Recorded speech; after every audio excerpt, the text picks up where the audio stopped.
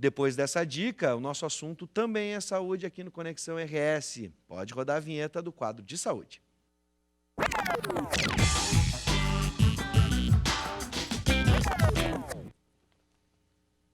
O próximo dia 29 é o Dia Mundial do Coração, né? Para você não infartar no trânsito aí que está parado, né, na freeway. Enfim, lembrar a importância da prevenção, né, de problemas cardíacos e também dos cuidados, né? A gente está falando de estresse, mas tem alimentação e tudo mais. Por isso, nós vamos conversar com o médico cardiologista do Cardio Center de Canoas, Carlos Alberto Santiago Nunes. Seja bem-vindo.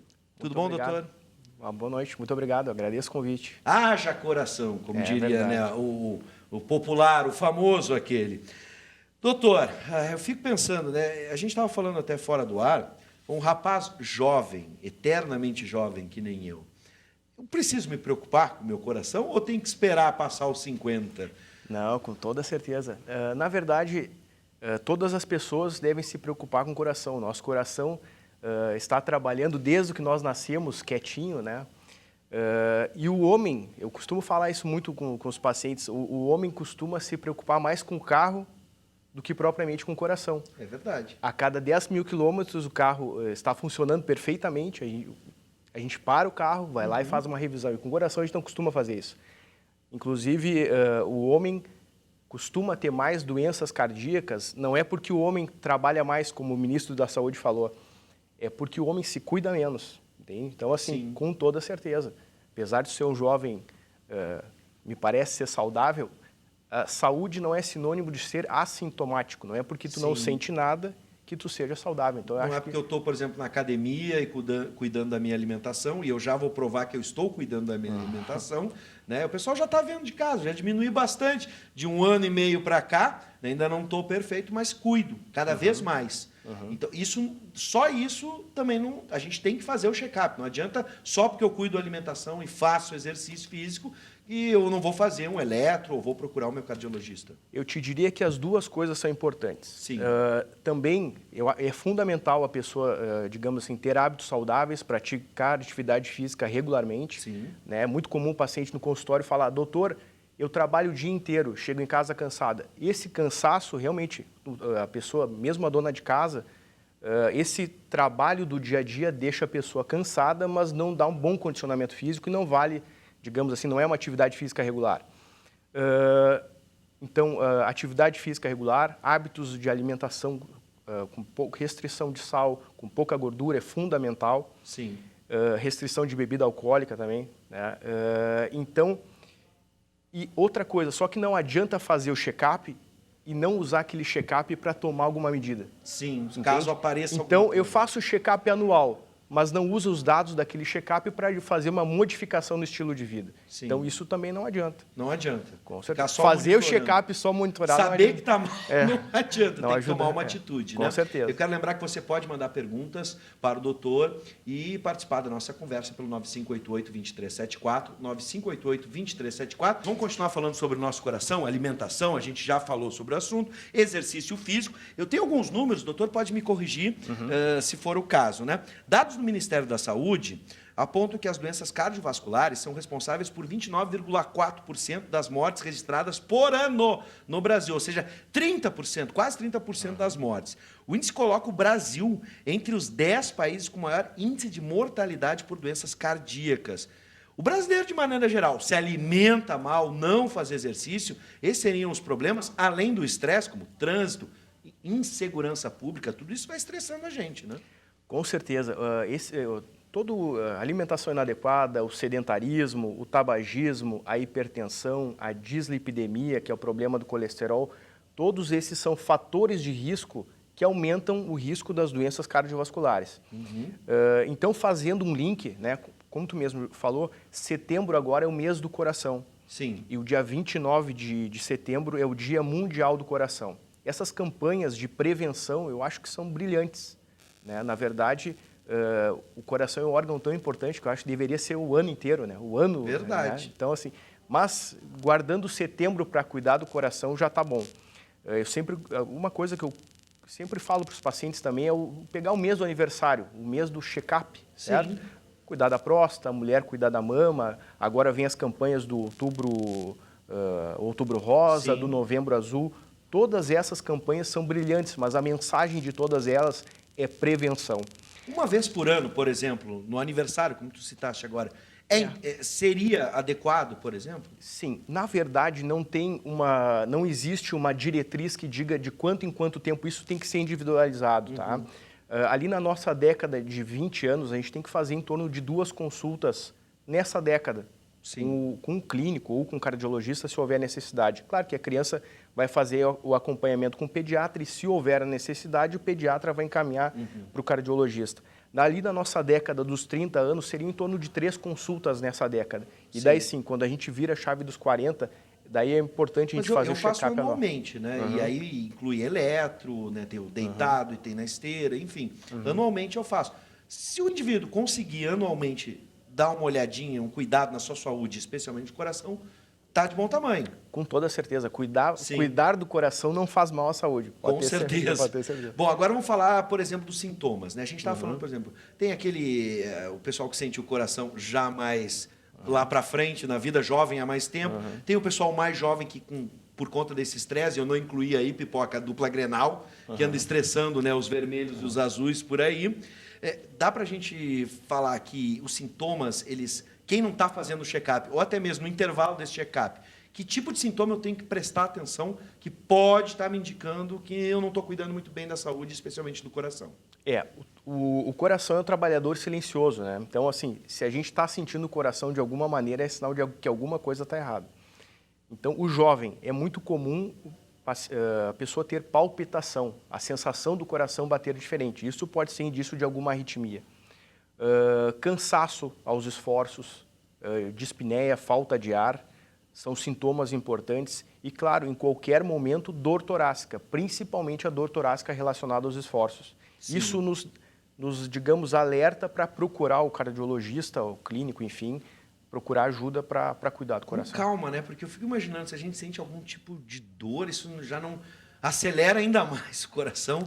Como é que a gente deve proceder num momento de dor muito forte? Tem o braço também, indicação, por exemplo, de dormência? Na verdade, a dor característica da angina, do infarto, é uma dor no meio do peito que irradia para o braço. No meio? Porque tem os caras, eu boto a mão no coração, é no meio. Na verdade, o coração está no meio do peito. Bem no meio. Então, muito assim, bem. Mas a dor característica é essa dor, então, uma dor em aperto, peso no meio do peito que irradia para o braço esquerdo ou para os 2 braços. Sim. Ou pode irradiar para as costas também. Esse seria um sintoma de urgência, né? Não procurar o seu médico, procura uma emergência, no caso. Emergência, com no certeza. caso, né? Algumas pessoas associam, né, a quem tem mais idade, né? Eu acho que a gente tem que derrubar esse mito, né?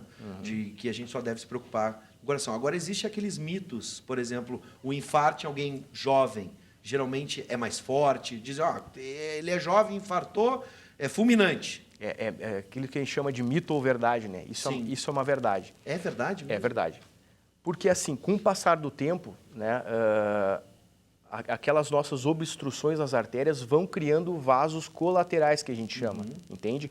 O paciente idoso já teve, ao longo da sua vida, tempo de formar novos vasos que seriam colaterais para irrigar o sistema cardíaco. O paciente jovem não teve esse tempo. Então, por isso que se diz que o infarto no jovem é mais grave do que no paciente idoso.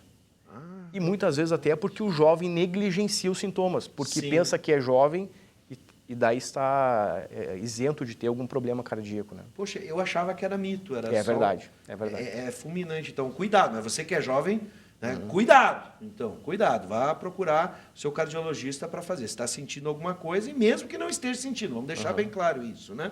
Agora, vamos falar do estresse. O estresse realmente é um problema como é que a gente pode se livrar do estresse numa vida tão estressante? O estresse com toda certeza. Vários estudos, digamos assim, conseguiram identificar os fatores de risco cardiovasculares, os fatores que a gente pode prevenir e os que a gente não pode prevenir. No caso, o avanço da idade, ou a herança familiar também é outro fator de risco importante. Tem característica hereditária, então? Com certeza. Então, o estresse foi muito bem identificado em alguns estudos que o estresse aumenta o risco de doenças cardiovasculares. Entende? Então, assim, se o teu time está numa zona desconfortável na tabela, isso aumenta o risco cardiovascular, com certeza. Agora, isso não quer dizer, por exemplo, o risco cardiovascular não quer dizer que eu esteja estressado, eu vou infartar naquele momento. Não. Aquele estresse diário é que vai desencadear alguma coisa lá na frente. Justamente. E o estresse é uma coisa muito pessoal. Tem pessoas, isso a gente nota muito, tem pessoas que lidam muito bem com o estresse. A mesma profissão, digamos assim, o mesmo fator estressante. Tem pessoas que lidam muito bem com isso, acabam não alterando a pressão, acabam não alterando, digamos assim, a sua dinâmica. E outras pessoas não. Qualquer fator que saia da linha é um fator desencadeante de muito estresse. Sim. Agora vamos pegar, por exemplo, assim, péssimos hábitos. A gente falou alimentação, falta de exercício físico. Nem preciso falar que cigarro, bebida alcoólica ou drogas mesmo, o consumo de drogas, vai afetar de alguma forma, né? Vai prejudicar o seu coração. Agora, por exemplo, o sono. Hoje o estresse está muito ligado, as pessoas não conseguem dormir. Conta para pagar, insegurança pública. O sono, ele também é um fator? Na verdade, assim, ó, o sono, pessoas que não dormem, não têm um sono confortável, não têm um sono reparador, que faça com que a pessoa descanse, aumenta a pressão, certo? E também está muito associado com a obesidade, o aumento de peso. Sim. Entende? Que é um ciclo vicioso. A pessoa dorme mal, isso acaba aumentando o peso e o obeso, assim, a pessoa que tem sobrepeso, dorme mal por causa do sobrepeso. Sim. Daí tem a síndrome da apneia do sono, uma série de fatores para isso. A ansiedade levanta de noite, ataca a geladeira quando não deve. Se você está se enquadrando aí, mande a sua pergunta, 9588-2374. O programa está acabando, mas dá tempo ainda de você perguntar alguma coisa para o Dr. Carlos. Doutor, e você, por exemplo, aí de casa, já teve algum problema cardiovascular? Quais as principais indicações para quem já passou, seja por um procedimento ou já teve, né, um caso de estresse muito grande, um pré-infarto, dá para a gente dizer assim, que a pessoa pré-infarta ou não chega aos né, um infarto, por exemplo, e aí consegue se recuperar, mas muda a rotina. Com toda certeza. Essa pessoa que já passou por um procedimento tem que ter uma conduta individualizada. Essas informações que a gente dá, seja num programa, são orientações gerais. Sim, né? claro. Então tem que ser individualizado com o seu médico. Mas eu te diria que assim, ó, o controle dos fatores de risco cardiovasculares, vou frisar nessa tecla, assim, é fundamental. Controlar a pressão. A gente falou sobre a dieta com gordura, com pouco sal também é fundamental. Sim. Então, a dieta do brasileiro tem em torno de 12 gramas de sal, que seria o dobro do preconizado para uma dieta saudável. Nossa, entende? e no Rio Grande do Sul, já não sei se não é mais com churrasco. Põe na média do brasileiro. Sim. Então, assim, controle da hipertensão, o tabagismo é o pior fator de risco. Hoje é fácil controlar, por exemplo, dá para a gente controlar em casa, com todos os aparelhos que tem, a pressão. Dá para a gente, é indicado, por exemplo... Na verdade, esses aparelhos de casa, eles não são muito confiáveis, eles descalibram muito fácil, né? E muitas vezes eles são um fator de estresse também para a pessoa, para o paciente. Sim. Então, acontece muito, doutor, verifiquei a pressão, estava 16/10. Dali a 10 minutos eu verifiquei de novo, estava 18/10. Eu até brinco com o paciente, para de verificar a pressão, senão vai explodir desse jeito. Mas é que acaba gerando estresse. E muitas vezes mais atrapalha do que ajuda. Então, essa é uma outra conduta que eu acho que também tem que ser individualizada com o seu médico, porque algumas pessoas têm que ter um controle mais restrito da pressão, mas outras vezes esse aparelho de casa, ele verifica a pressão de maneira inadequada, principalmente para as pessoas que têm alguma arritmia, porque ele é uma verificação pelo pulso, né? Sim. E então acho que tem que ser individualizado para cada pessoa. Importante essa informação, se você tem esse tipo de aparelho, cuidado, porque daqui a pouco você está gerando uma preocupação desnecessária e o que vai gerar um estresse, obviamente. Com certeza. Né? Então, poxa, eu achava que seria o contrário, que a gente deveria monitorar toda hora, monitorar com um profissional, né? Se estiver sentindo algum sintoma de pressão alta, procurar o seu médico. Procurar o seu médico como uma emergência, se for o caso. Vamos separar o que é infarto, AVC, tem diferença? Tem diferença. Na verdade, assim, o infarto seria uma obstrução das coronárias, das artérias que irrigam o nosso coração, certo? Seria uma obstrução abrupta dessa irrigação, certo? E os sintomas são os mais variados, né? O mais clássico deles foi o que eu descrevi, que é a dor torácica, certo? Sim. Pode estar associado com dispneia. Existem os 3 tipos de pacientes traiçoeiros, que a gente brinca, que são os pacientes que não têm um infarto com uma dor muito típica, né? Que é o idoso, a mulher e o diabético. Então, muitas vezes podem ter uma apresentação do infarto sem ter os sintomas clássicos do infarto. O AVC já é uma outra, seria, digamos, o AVC tem dois tipos, que é o AVC isquêmico, que é por uma obstrução, uma falta de irrigação da vasculatura do cérebro, ou o rompimento de uma artéria, que seria o AVC hemorrágico. Sim. Os sintomas são completamente diferentes. O clássico do AVC é o paciente perder força nos membros, né, de um lado do corpo. Também o paciente que acaba apresentando alteração de comportamento, dificuldade na fala, Sim. entende? As duas são doenças, elas se enquadram naquele dado que tu falou, dos 29,4%, são doenças cardiovasculares, as duas estão juntas, Sim. certo? Então, a gente sabe que hoje em dia, em torno de 17, só para complementar o dado Claro. que tu já deu, 17 milhões de pessoas morrem por ano no mundo, né? Pelas doenças cardiovasculares. No Brasil, gira em torno de 300 mil, em torno de 1.000 por dia. Uma pessoa a cada 2 minutos morre por alguma doença cardiovascular. Sim. Alguma outra que a gente esteja esquecendo, ou são as principais mesmo? Essas, aproveitando o nosso Setembro do Coração, eu gostaria de falar nessas aí que são as principais. São as principais. Senão a gente acaba divagando Claro. muito, né? Então, agora, alguém que está em casa nos assistindo, às vezes a pessoa vai reconhecer os sintomas, a manifestação ali de um possível infarto.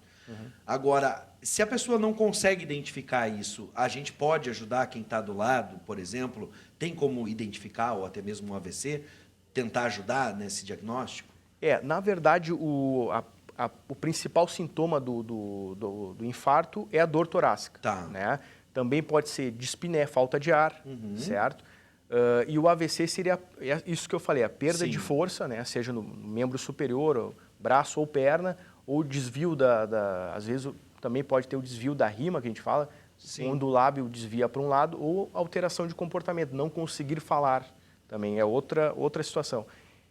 Eu acho que esses são, na verdade, sintomas que ligam uma luz de alerta, e daí tem que chamar ajuda. E aí a outra pessoa pode, se a pessoa não estiver ali, né, consciente, pode tentar identificar e ajudar. A gente tem uma pergunta para o doutor Carlos. Pergunta para o doutor. Doutor, é verdade que o coração não dói? Né? A gente estava falando, o Lucas Raup, um pouco que a gente estava falando, né? Ficou meio filosófico, viu? Filosófico não, romântico, né? Não. Depende do que a gente está falando, né, Lucas? Uma decepção amorosa, pode o coração dói muito. Muito. O time perder também. Também dói demais, dói muito. Então, assim, essa entra naquelas, é mito ou verdade. Sim. Né?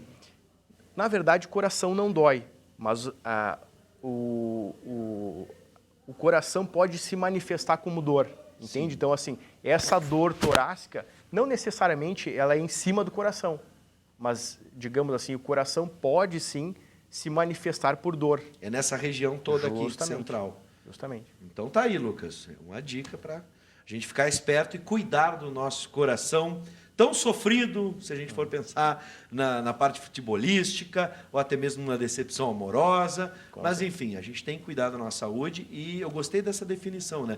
É um trabalhador silencioso. Trabalhador silencioso. A hora que ele reclamar ou entrar em greve, aí o barulho é bem grande mesmo. Doutor, eu quero agradecer a forma simples e fácil como o senhor trouxe para a gente um problema, né, que afeta todos os brasileiros, como a gente está vendo aqui, ou pelo menos afeta o Brasil, né, com um índice tão grande, e a gente espera que esse setembro seja, no dia 29, em especial, um momento para que a gente possa cuidar mais do nosso coração. Só para uma mensagem Por final, favor, assim, eu falei um monte de restrições, né? Digo assim, Sim. atividade física, controlar a dieta, mas o médico não deve ser encarado como um chato, acho que parece, né? Mas não deve, acho que assim, o médico é um coaching, certo? O paciente vai no consultório, muitas vezes o paciente fala, doutor, não briga comigo, porque não, médico não é para brigar, médico é para ajudar, entende? Então assim, o médico tem que dar orientações para o paciente. Se o paciente vai seguir ou não, vai do livre-arbítrio de cada um. Mas eu acho que o médico, eu acho que essa é a mensagem. O médico serve para orientar. Claro. E hoje em dia, eu até estava falando com o seu Luiz antes do programa, parece que a gente tem mais doenças cardiovasculares. Até pode ser uma verdade, mas a gente faz muito mais diagnóstico hoje em dia do que antigamente. A gente trata muito melhor os nossos pacientes. Então, eu acho que a gente tem que aproveitar essas informações, como o teu programa, divulgar essas informações, mas não fazer como aquele check-up, que a gente não faz nada com check-up. Usar essas informações para ter hábitos de vida saudáveis. Isso aí, né? Meu não, nosso programa, e o senhor é muito bem-vindo. Por favor, volte em uma outra oportunidade para a gente relembrar que o cuidado não é só em setembro, ele é o ano todo, diário e a todo momento. É isso aí. Seja bem-vindo sempre. Muito obrigado.